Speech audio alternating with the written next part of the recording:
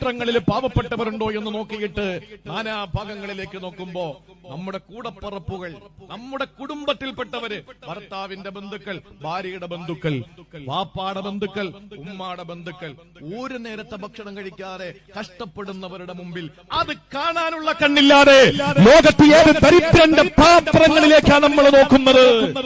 കൂടപ്പറപ്പിന്റെ പാത്രത്തിൽ ഒരു പിടി ഭക്ഷണം ഇട്ട് കൊടുക്കാൻ നമുക്ക് കഴിയുന്നില്ലെങ്കിൽ സഹോദരങ്ങളെ, നമ്മൾ കാണുമ്പോ വാപ്പ വീട്ടിലുണ്ട്, വാപ്പാക്ക് നിങ്ങളൊന്ന് ആലോചിച്ച് നോക്ക്, വാപ്പ വീട്ടിലുണ്ട്, വാപ്പ മകൻ കടന്നു വരുന്നു, ഒരു കൈലി അല്ലെങ്കിൽ ഒരു തോറത്ത്, ഒരു വെള്ളമുണ്ട്, ഒരു ചെറിയ ഷർട്ട്, ഉമ്മാക്കൊരു ഷോള്, ഉമ്മാക്കൊരു പർദ, ഉമ്മാക്കൊരു നൈറ്റി, ഇതൊക്കെ വാങ്ങിക്കൊണ്ട് കൊടുക്കുന്ന ഒരു മകനോട് എന്തുമാത്രം മകന് ഉമ്മാക്ക് സ്നേഹം ഉണ്ടാവും അല്ലേ?